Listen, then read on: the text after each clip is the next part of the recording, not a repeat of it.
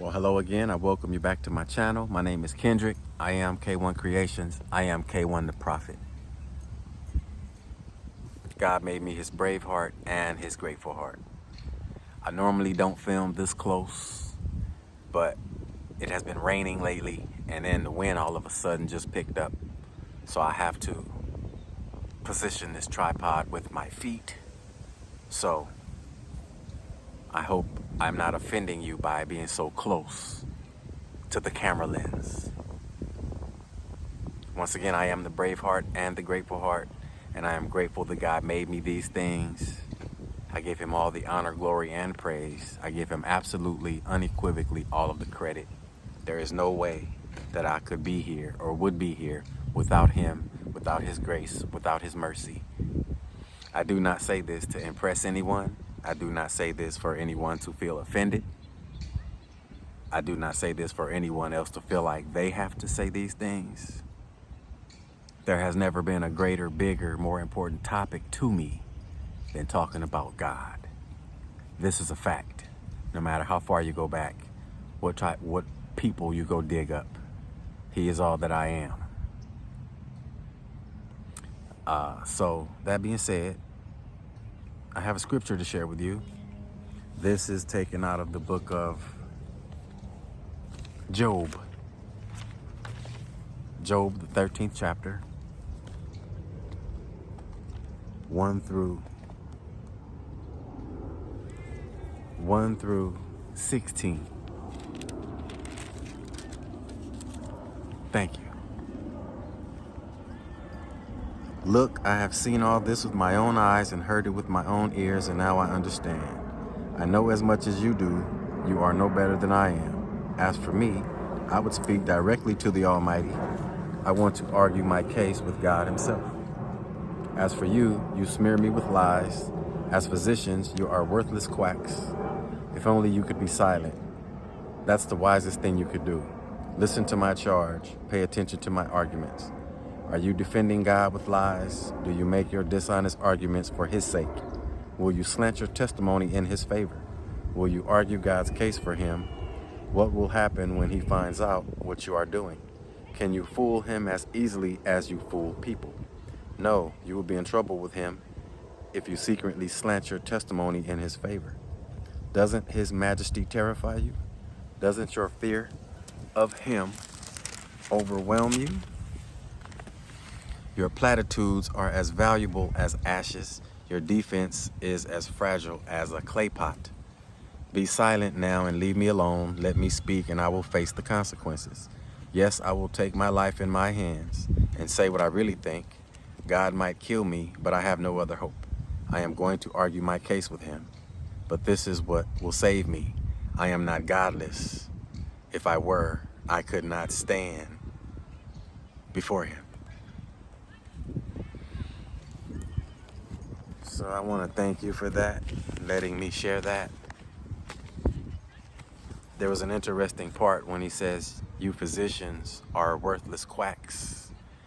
And when I share my ultimate testimony, which will be soon and very soon, I have some details for you about physicians.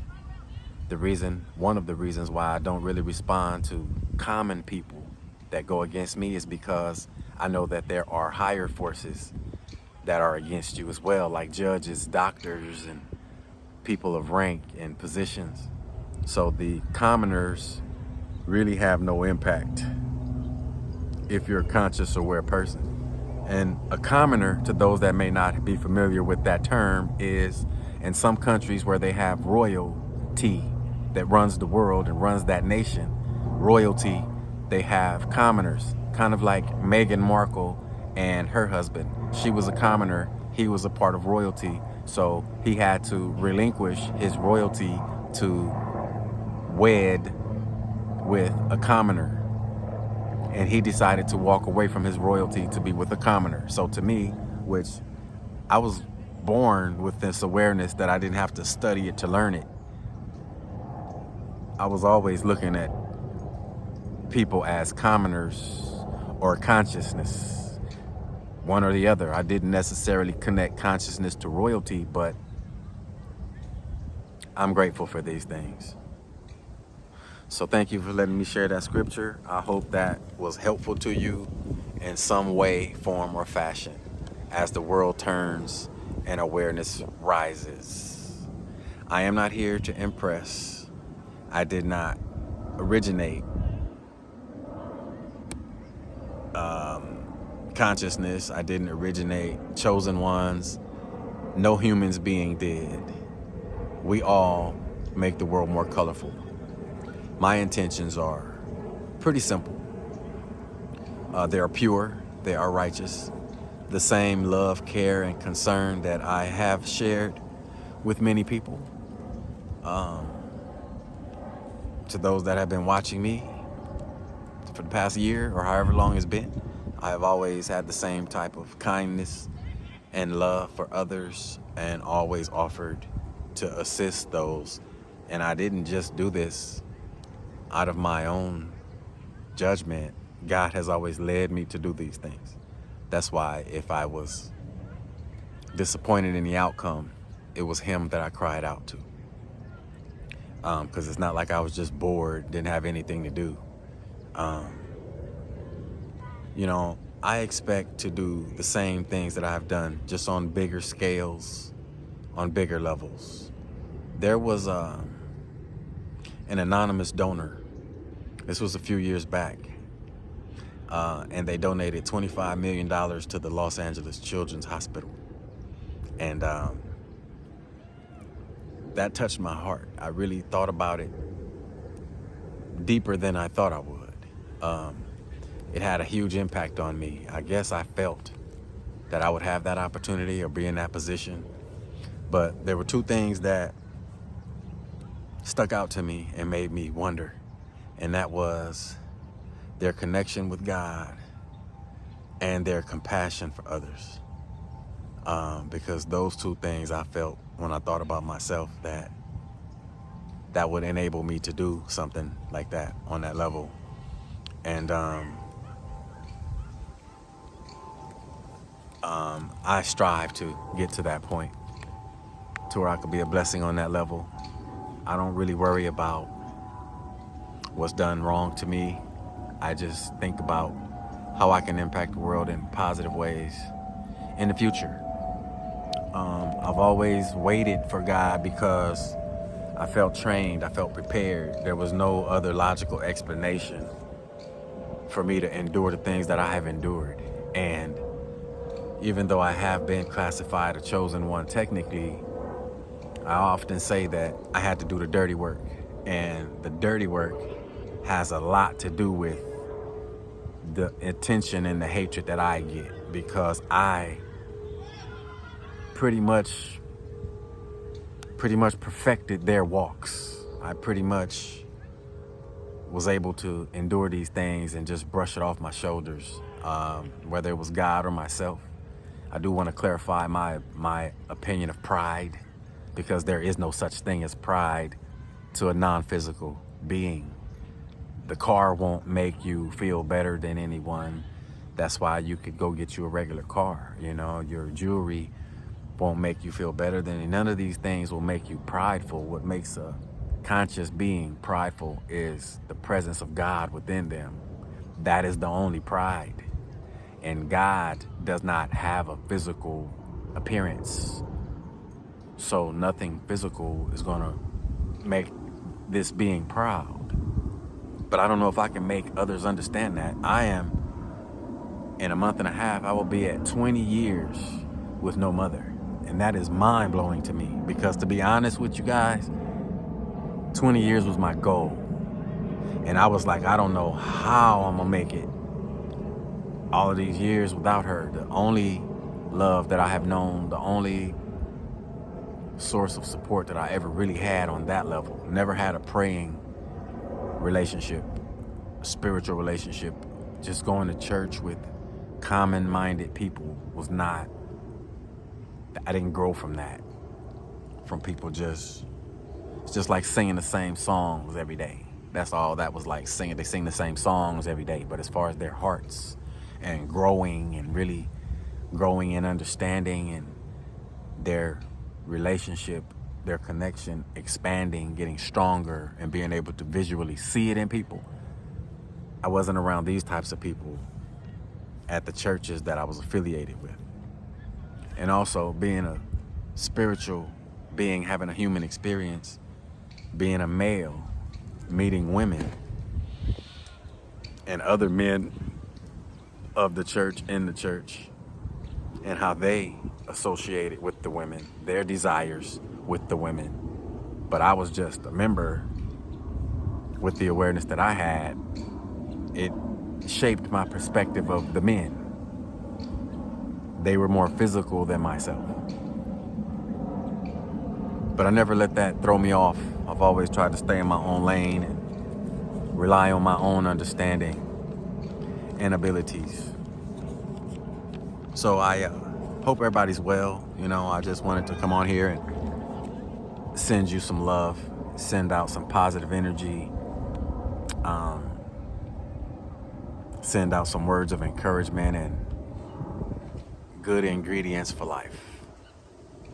I hope that I can have that impact on you. I hope that your plain visual observations of me alone impacts you in a positive way. I hope that my light radiates out of my pores to you some type of way. I don't really speak a lot about people watching me, although they do. A lot of times that makes me feel uncomfortable because I'm all by myself. And a lot of times it may be couples, it may be families and their children, it may be I went to eat and there was a baby and the baby stopped eating and the baby was just staring at me and they were trying to make the baby eat. The baby just would not stop eating. The baby just continued to watch me like magnetically. I didn't want to say anything. Oh, I'm a man of God. I'm a chosen one. It's energetic. Don't worry about it. I don't just say these things. I feel like I don't want to attract any more enemies. I am so patiently waiting for what is next. I try to keep my mind focused on what it should be focused on, and with the understanding that I do have, I am very accessible. I try not to be accessible. I have been giving and loving and caring, and people say don't let people walk over you. You're a doormat. You love too much. I am not what my mother was, but I know the genes that I have and where they come from. But like I said, I didn't end up where I wanted to be. I didn't end up around the people I wanted to be around. I ended up where I was at. Over time, you're going to be more sociable with whoever's in your vicinity. Close-up shot. And I'm really shy. I felt like I should get on here and make a video so that you guys don't think I'm going to drive off a cliff or something. Like I'm going to backtrack. There is no going back for me. There is no going back to people. Since I cut these people off, like I said, when I cut people off, they are pretty much deceased unless God tells me to reach out to them. And I will at that point. I had a dream the other night. I shared it on a video, and then I didn't post the video because it was talking a lot about myself, and I've been trying to be more selfless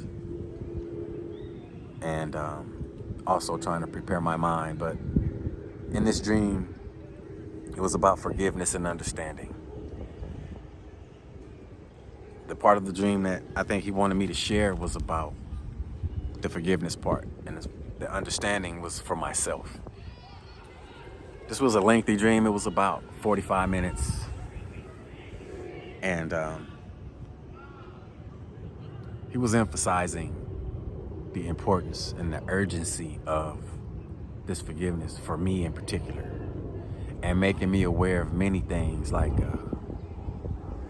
prior generations, future generations, and not just mines, but other families that may be observing me and people that I may be an example for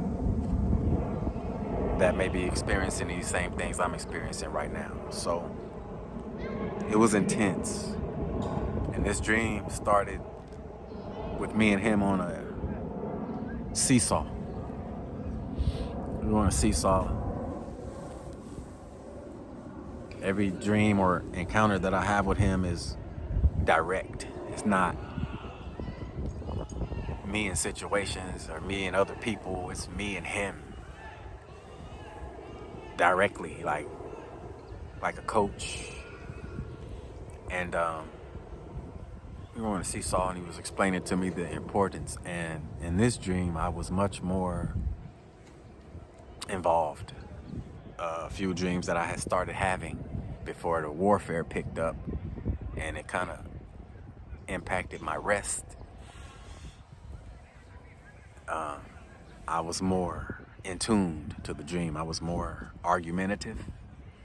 So we were really going at it in this dream about forgiveness and people, and he got his point across.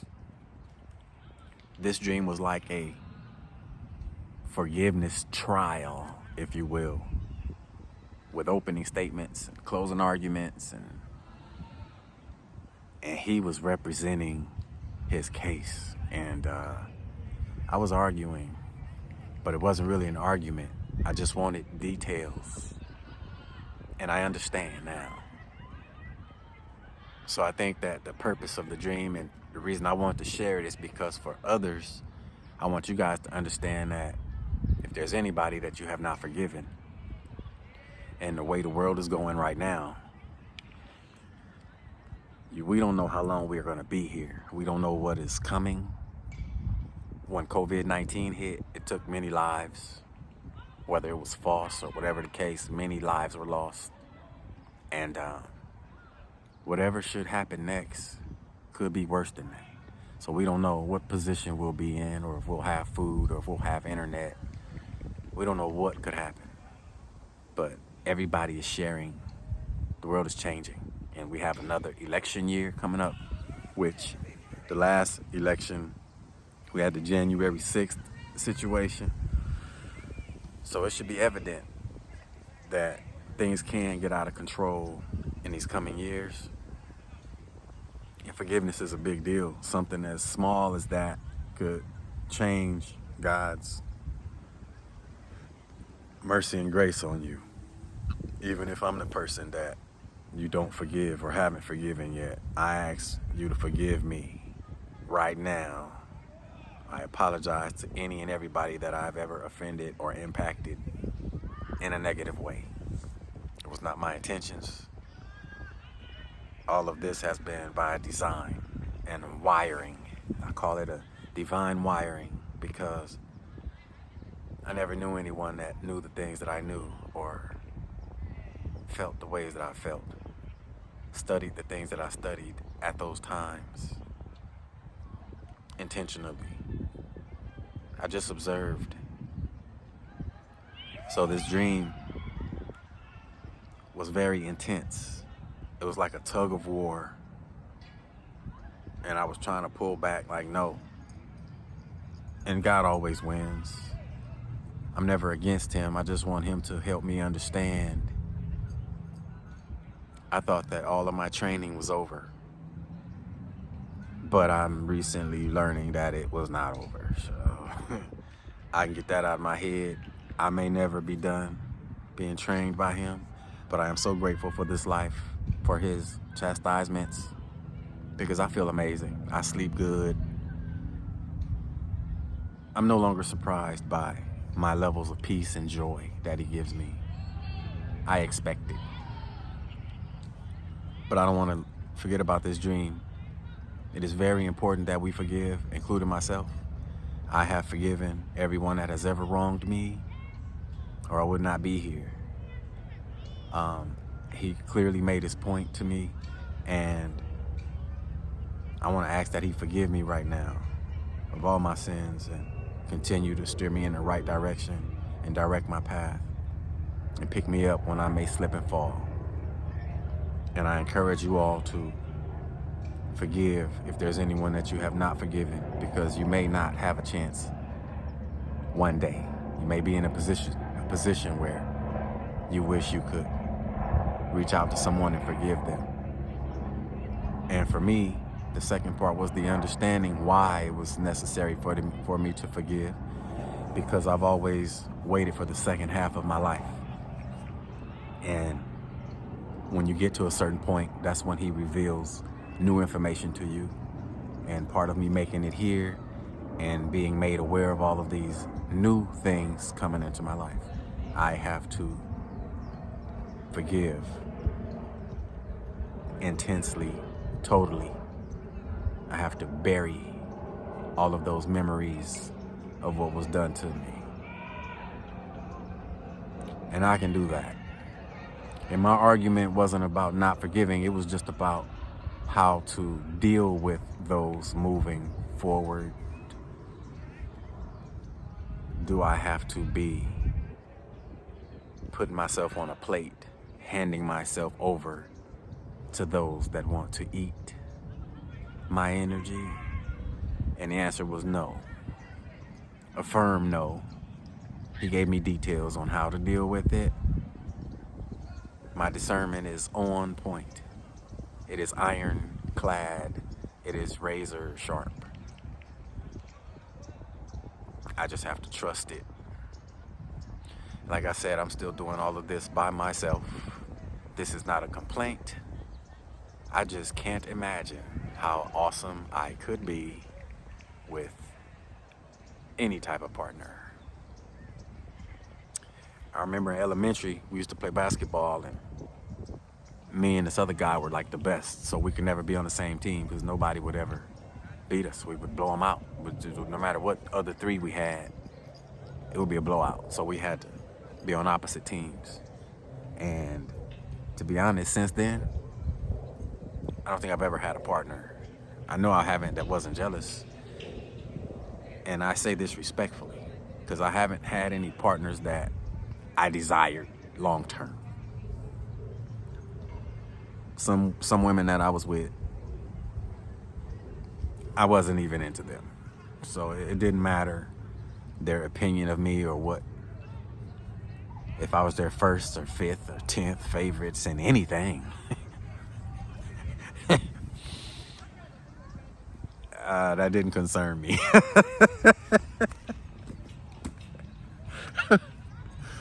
When I get the one I want, I'm gonna be her favorite. Oh, I'm gonna be her favorite, for sure. But I don't want to get off topic. To close out that topic on the dream, forgiveness is very important for everybody moving forward into this new year and the years to come, and what God is going to be doing in our lives and the lives of those around us. We have to make forgiveness a major part of our awareness. And this takes maturity. And God will take care of the rest. And for me, I have to be continuously understanding of what he's doing with me and be more selfless. You know, I thought that I had been selfless all of this time. Like all of the tests that I have been put through, I had to pass these tests. There wasn't nobody giving me no cheat sheet. There wasn't nobody giving me no heads ups. It's kind of like he told the whole world and not me. And so the whole world was like, oh, we got the green light on him then. Oh, is that right? Oh, we could go get at him then. That's what it seems like. To test me. So I feel like a science project. And that's cool. I don't like when people come around me. I mean, I do. I do, okay? You know, it just makes me lose my train of thought. A whole big old park, why would they want to come by me? But hey, it's not my park, huh? So I'm gonna cut it short soon. But I want to emphasize forgiveness and understanding, and the world is constantly changing. The consciousness of the world is rising. I want people to understand that if you have no consciousness or awareness, it doesn't mean that you're lost or you can't obtain that. Consciousness is just another term for the Holy Spirit. You can try to get close to the Holy Spirit. And there are some people that I consider on the other side, all in on the other side.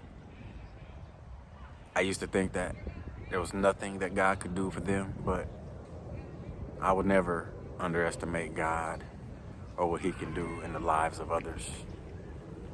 I'm looking forward to watching Him work and seeing what impacts He uses me for, so I can again give all the credit to Him. That's all I'm trying to do. I'm aware that these people that are against me, I have walked in their lanes. We have been very close. We have shared goals, visions, dreams, and they have told me individually that I was great, I was awesome. They have told me good things. So even though they may go against me, I remember the good things that they have told me. To the enemies that I do not know,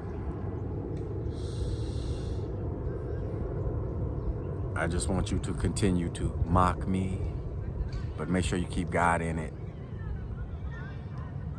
The jokes will fade away. I don't hear anything anyway. I don't see any evil. I don't hear any evil. But being the person on the inside, the guy, the spirit, the being that knows what takes place internally, I am grateful. I love my life. I love the awareness and the seeds that He embedded within me. I wouldn't trade it for anything in the world. And no amount of money or position or power or ranking will make me stray away from that or change. That is not possible. You know, I just don't have a mother anymore. If I had her here, no one would ever question me, because they would look at her and know exactly what I was. But just being a black man here in America, I understand. You might have to prove yourself. And I can do that. I've been doing that. I may look like a baby boy, but I am not. I'm not even physical like that, to be honest. I just do what He needs me to do, and try to do it to the best of my ability. So I just wanted to get on here briefly and check in and give you guys this update. Not go too many days without checking in. I'm not falling off or going backwards. I've been mentally preparing myself, making sure I keep my mind sound, keep my mannerisms motherly, keep my faith strong, keep my practice active. I will only get better as my surroundings get better. I have been liquidating, trying to keep up with that and everything else I have going on, life every day. Life isn't free. So I want to end this video at this time. I thank you for your time. I thank you for your attention. I thank you for your interest in watching me. You could have been watching anybody or anything. I send you love. I send you good energy.